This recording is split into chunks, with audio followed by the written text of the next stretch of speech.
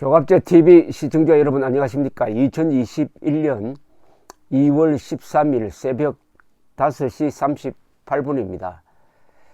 모처럼 설 연휴를 즐기시는데 아마도 가족끼리 모임이 많이 줄어들고 또 소수 인원으로 하다가 보니까 옛날처럼 흥이 나지 않을 수도 있지만은 대한민국 그래도 세계 전체를 두루두루 살펴보면은 이만한 나라가 없고 우리 민족사 2000년을 친다면은 지금 황금기를 보내고 있습니다. 신라가 삼국통일한 이후 한 3세기 동안 동북아가 평화와 번영을 이루었습니다. 그 이후 두 번째 전성기를 지금 보내고 있다는 것 우리가 잊어서는 안 되겠습니다. 대한민국 근사한 나라입니다. 상대적으로. 그러나 문제가 많죠. 어제 이런 언론 보도가 있어가지고 제가 논평을 한번 하려고 하는데, 서울시장 보궐선거에 출마한 민주당 박영선 전 중소벤처기업부 장관이 문재인 정부 내각에서 함께 일했던 장관들을 대거 캠프로 영입했다고 언론이 보도를 했는데, 박영선 예비후보 캠프는 이렇게 이야기를 했다는 겁니다. 정경두 전 국방부 장관, 조명래 전 환경부 장관, 박양우 전 문화체육부 장관이 각 안보, 환경, 도시, 문화예술 분야 정책 자문을 위하여 설 연휴 이후 캠프에 합류하기로 했다. 국무회의 동료였던 장관님들이 선뜻 나서줘 정말 감사하고 천군만마를 얻은 기분이다. 각 분야 최고 전문가들의 경험과 식견이 서울시 미래 설계에 큰 도움이 될 것이라고 했다는 겁니다. 여기에 정경두 국방장관이 끼었습니다. 이게 과연 사실이라면 이 정치인들의 이런 인사 영입 발표가 일방적으로 이루어지는 경우가 많습니다. 그래서 정경두 장관이 정말 동의를 했는지에 대해서는 이 현재로는 확인이 안 됩니다. 그렇더라도 정경두란 이름이 이렇게 언론에 보도됨으로써 또다시 정경두 국방장관이 문재인 정권 때 무슨 일을 했는지 하는 것을 정리하도록 하는 그런 효과는 있습니다. 우선 이게 사실이라면 이게 과연 적절한 걸까요? 국방장관으로서 엄청난 일을 해가지고, 그리고 박영선 예비후보가 국군을 위해서, 국방을 위해서 기념비적인 일을 한 분 같으면은, 한 것 같으면은 박영선, 정경두 두 사람의 협력 관계는 일견 이해할 수 있는 면이 있습니다. 그러나 그렇습니까? 박영선 장관이 그런 사람입니까? 정경두 국방장관이 그런 사람입니까? 그러니 이상하다 이런 이야기고, 원론적으로 이야기하면 국방장관이 국방장관 자리에서 물러나면은 정파적 행동은 안 하는 게 좋죠. 왜냐하면은 70만 대군이 국방장관을 최고 지휘관으로, 대통령 다음 가는 최고 지휘관으로 모셨던 사람이고, 그 사람이 어떤 행동을 하는지는 비록 전직이라도 현재 군복을 입고 있는 사람들에게 큰 영향을 준다 이겁니다. 무엇보다도 정경두 국방장관이 헌법에 충성했느냐, 문재인에 충성했느냐, 문재인에게 충성했느냐 하는 것은 이미 우리가 다 아는 사실입니다. 헌법을 무시하는, 그리고 북한에 대한 아주 굴종적 태도를 취하는 국군 통수권자를 맹목적으로 추종하면서 국군의 명예를 더럽히고 국가 안보를 해치고 한미일 동맹을 어렵게 하고, 따라서 국민의 안전을 약화시킨 정경두 국방장관 아닙니까? 제가 새삼 언론 보도가 나서므로 새삼 메모를 한번 해봤습니다. 그는 정경두입니다. 헌법 제5조 7조를 위반했습니다. 헌법 5조는 국군은 국가안보의 신성한 임무를 수행하고 정치적으로 중립해야 한다고 못 받고 있는데, 그는 문재인 정권의 굴종적인 대북 정책을 따라가다가 국가안보를 해쳤으며 정치적 중립성을 포기하고 종북 세력에 흔들렸습니다. 그는 북한군과 김정은 정권을 주적으로 가르치지 않았습니다. 군대라는 것은 적이 있어야 존재할 이유가 있습니다. 북한 노동당 정권 그리고 북한군이 주적이라고 확실하게 가르치지 않으면은 우리 군대는 어떤 사명감을 갖게 되겠습니까? 적개심이 있어야 군대가 존재하는 것 아닙니까? 때문에 김정은 정권은 적일 뿐만 아니라 악입니다. 그런데 주적으로 가르치지 않는다? 그러면은 누구를 주적으로 봐야 됩니까? 대한민국 주류 세력이 국군의 주적입니까? 주적 없는 군대가 존재할 수가 있습니까? 그리고 헌법 3조 위반입니다. 북한을 주적으로 가르치지 않는 것은 헌법 3조가 북한을 반국가단체로 규정하니까 헌법 3조 위반입니다. 그리고 정치적 중립성을 의무화하고 있는 헌법 제7조 위반입니다. 그는 김정은이 서해안에 해안포를 직접 발사하도록 지시를 해가지고 9.19 군사합의를 정면으로 위반했는데도 이에 상응하는 문제 제기를 하지 않았습니다. 그는 천안함 폭침이나 연평도 포격 등 북한이 저지른 만행을 남북 간의 불미스러운 무력 충돌이라는 표현을 썼습니다. 이게 상반과실의 교통사고였습니까? 호국 영령들을 모독한 거죠. 정경두 씨는 헌법에 근거도 없는 불법 수사기관인 공수처가 현역 및 예비역 장성까지 수사할 수 있게 되었는데도 법안 작성 과정에서 이에 반대하지 않았습니다. 이는 헌법 위반이고 국군을 정권에 종속시키는 자해적 배신 행위라고 할 것입니다. 민군 관계를 근본적으로 해치는 겁니다. 어떻게 공수처가, 헌법에 근거도 없는 공수처가 현역 장성을 수사할 수가 있습니까? 북한이 발사한 탄도미사일을 미상의 발사체라고, 이건 사실상 허위보고한 거죠. 북한의 핵무장은 되돌릴 수 없다는 사실을 잘 알면서도 자위적 핵 보유를 주장하지 않고 수도권에 사드 배치도 요구하지 않으면서 수도권의 비행금지 구역 등 한국군의 우세한 전력을 약화시키는 데는 전력을 다했습니다.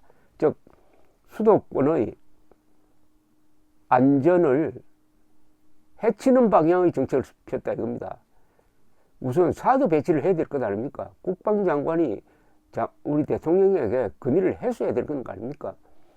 그 건의도 하지 않고 우리가 가지고 있는 막강한 공군력을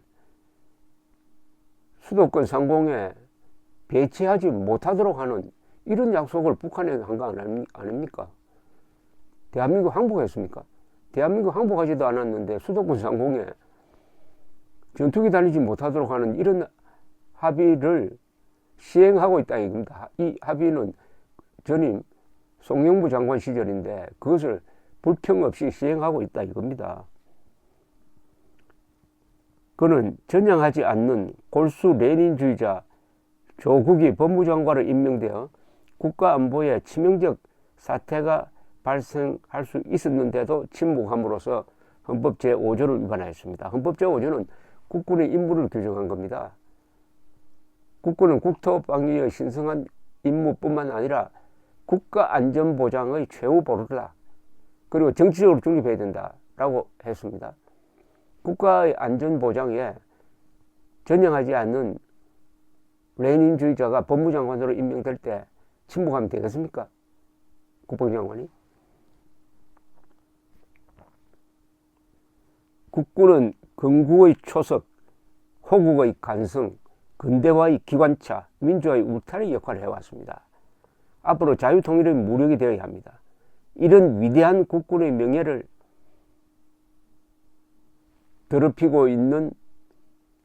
더럽혔던 사람 중에 송영무, 정경두 이름이 아마 앞자리에 차지할 겁니다.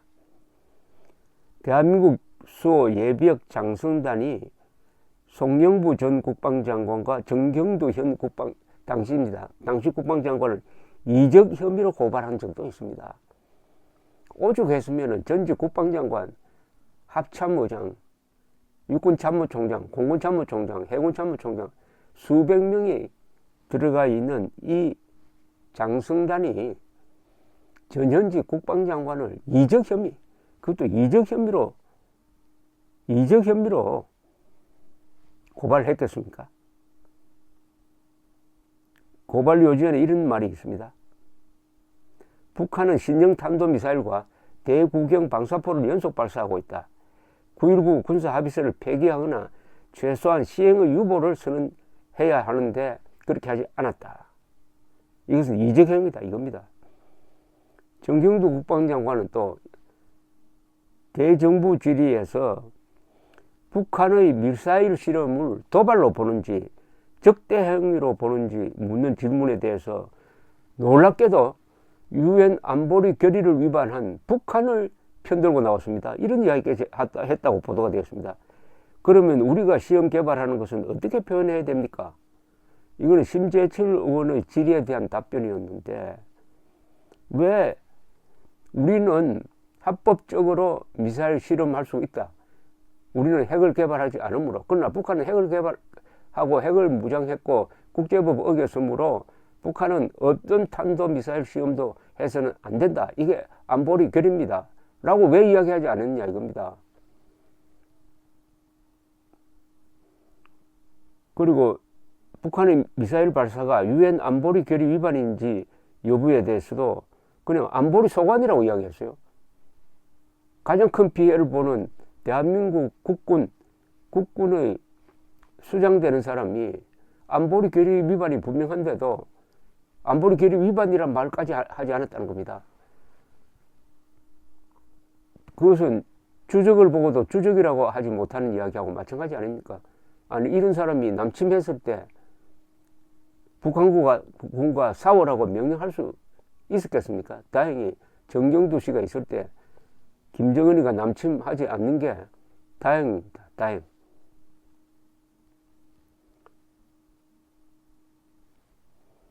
그리고 천영우 한반도 미래포럼 이사장, 전 대통령 비서실 외교안보수석은 이런 정경두 씨의 발언에 대해서 개탄에 맞지 않았는데 이렇게 이야기했습니다.